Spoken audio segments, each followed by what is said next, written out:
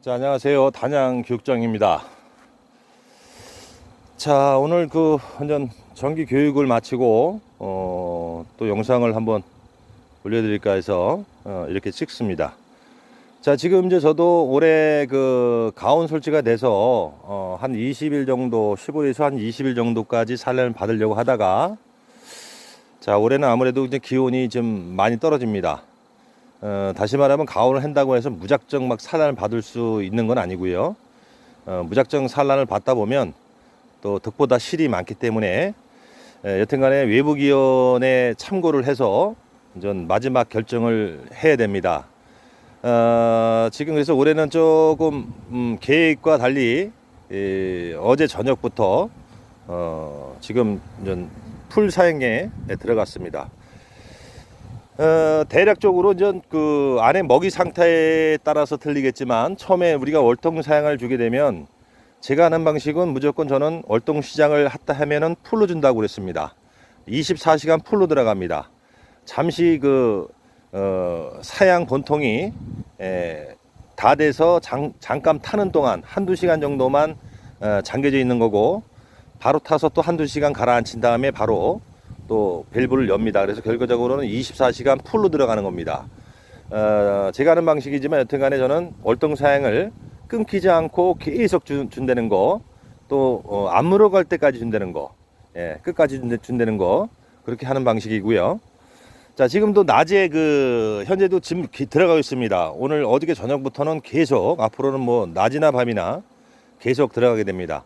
이제 사양액이 들어가니까 아침에 나와도 애들이 이제 농축도 시키고, 다시 말하면 농축시키기 위해서 열을 또 내게 됩니다. 그래서 벌통 안이 굉장히 시끄럽습니다. 아침에는.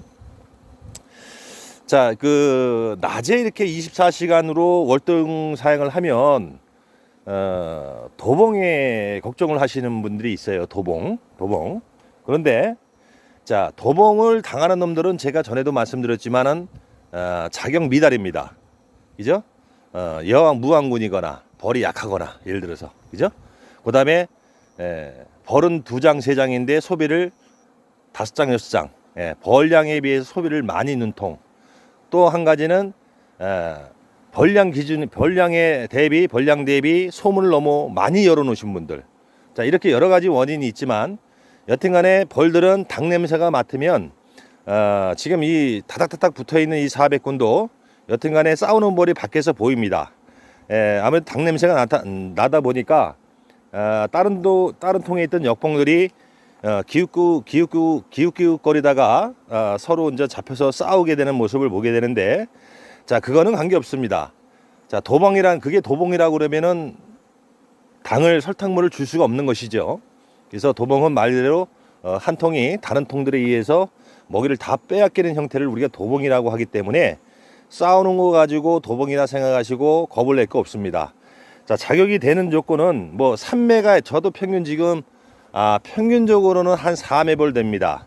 평균 전체적으로 볼 때 대략적으로 한 4매벌 되는데, 4매벌 된다는 거는 지금 6매 7매도 있고 3매도 있다는 얘기예요. 3매 4매도. 자, 그렇지만 3매벌, 약한 3매벌도 절대 도봉 안 당합니다. 자, 벌량에 맞게 소비를 놓거나, 그 다음에 정상군이면요, 그 다음에 소문 조절만 제대로 했다라고 하면 절대 도봉 당하는 일은 거의 없습니다. 그래서 저는 해년마다 수십 년간을 여튼간에 계속 월동 사양은 무조건 풀로 준다. 도봉 위험 때문에 낮에는 안 주시고 저녁만 주시는 분들도 많이 계세요. 그러나 글쎄요, 그게 꼭 저녁에만 주고 낮에는 안 줘야 된다는, 안 주면 뭐 잘못된다라는 건 없습니다. 하지만 제가 월동 사양을 풀로 줘야 되는 이유를 말씀드렸어요. 일단은 지금은 앞으로 기온이 점점 내려가면서 얘들이 외부 기온하고 적응하면서 자연적으로 산란을 멈춰가는 형식으로서 사양액이 떨어지지 않아야, 지금 계속 오늘 매일매일 터져나오는 봉판에서 터져나와서 소비의 공방이 생기면 당액이 늘 항시 있어야 갔다가 한 방울이라도 채워놓으면 산란을 못하는 겁니다. 그죠? 그래서 당액이 떨어지면 안 된다는 소리예요. 전에도 말씀드렸지만 내가 원하는 날짜까지 산란을 받았으면 그 이후에 하는 거는 신경 안 써도 됩니다. 신경 안 써도 되고, 월동 사양하고 한 20일 정도 있다가 제가 그랬죠, 보온 해체라고. 자, 20일 정도 사양이 들어가면 거의 70~80%는 아마 찰 겁니다. 왜? 만약에 9월 30일까지 산란을 받았으면 10월 1일부터 월동 사양을 했다고 했을 때 10월 20일이면, 자, 마지막 9월 31일 난 알이 10월 21일이면 다 깨어나오는 겁니다. 그죠? 물론 그 이후에 산란하는 건 산란하지만 신경 쓸 거 없다고 얘기했어요. 그래서 당액만 유지시켜주고 사양액을 놓은 날로부터 20일 후에 보온 해체를 하시고 그 이후에도 계속 사양액이 있어야 됩니다. 자, 보온 해체한다고 해서 사양액을 뚝 끊으면 안 됩니다.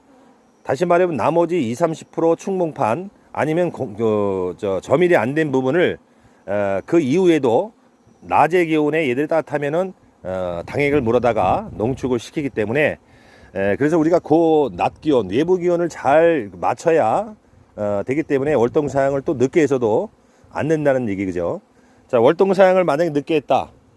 자, 그러면 소비에 들어가 있는 소비에 당액을 다 채웠다 하더라도 너무 늦게 되면 얘들이 밀게 할 시간이 없습니다. 뚜껑을 다 농축을 시켜서 먹이로서의 자격이 되면 뚜껑을 막아야 되는데 뚜껑을 막을 시간을 못 주는 거죠.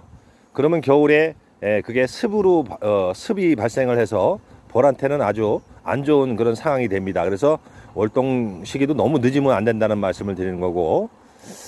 자, 여튼간에 사양을 이렇게 풀로 줘야 된다는 거 다시 한번 강조드리고, 물론 본인의 방법대로 하시는 분들은 본인의 방법대로 하시면 됩니다. 하지만 내가 사양액 주는 거에 대한 방법을 잘 모르겠다 하시는 분은 제 방법대로 한번 따라 해보십시오.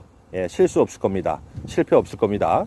그리고 여튼간에 충분히 주게 되면 봄에 그걸로 자극사양을 안 해도 그 먹이장으로서 분명히 봄벌을 충분히 키울 수 있고, 또 남는다 하더라면 그걸 봄에 또 우리가 분봉군 뜰 때 아주 유용하게 쓰는 그런 먹이장으로 우리가 쓰게 됩니다. 그러니까 하여튼 월동 사양을 시작했으면 떨어지지 않고 줘라. 그 다음에 월동 사양부터 20일 후에는 보온 해체해 줘라.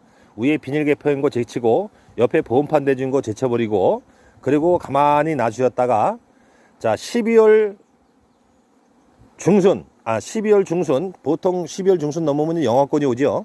영하권이 왔을 때 이제 그때 옥사산 흘림 처리 한번, 다시 말하면 얘들이 초소 소비 안에 이렇게 봉구가 져 있는 상태로 이제 월동을 나죠.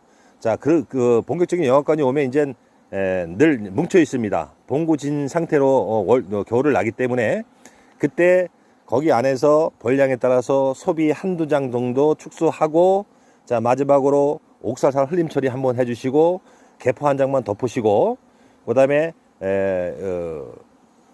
보온판 옆에 보온판 조금 소비 한 장 정도 띄워서 붙여주고, 예, 그리고 개포 위에다가 그 보온 덮개 한 장 정도만 쳐주시고 뚜껑 닫으시면 그대로 월동을 나시면 되는 겁니다. 월동을 나시고 중요한 거는 이때 소문을, 자, 벌이 추울까봐 아주 한 마리 조그맣게 조금 열어놓으신 분이 계시는데 그러지 마시고요. 겨울 월동은 기본적으로 3cm에서 5cm 정도 소문을 분명히 열어주시고, 그 다음에 다시 말하면 추울까봐 또 소문을 반대쪽에 열은 분이 계신데 저는 그게 올바른 방법이 아니라고 생각합니다. 뭐 그렇게 하실 분들은 그렇게 하셔도 됩니다. 벌이 죽고 그런 건 없습니다. 하지만 옳은 방법이 아니라고 저는 말씀드리고 싶고, 자, 그래서 그렇게 월동을 쭉 나면 되는 겁니다. 오늘 나고 뭐 입춘 때 벌을 깨우시던 대한 때 벌을 깨우시던, 또 이제 그때는 그때 영상으로 보온을 충분히 해서 벌을 깨우시면 되는 겁니다. 자, 오늘의 포인트는, 그러니까 여튼간에 지금 이제 월동 사양을 하신 분도 계실 겁니다. 저는 이제 어제부터 시작했기 때문에 적어도 이달 말 되면 보온 해체가 다 들어갑니다. 위에 비닐 개포 다 제쳐버리고, 아까 말씀드린 대로 보온판 다 제쳐버리고, 그리고 당액은 계속 유지시켜주면서 이제 추워질 때까지 그렇게 유지를 합니다. 자, 오늘 여기까지 영상을 찍어드렸습니다. 감사합니다.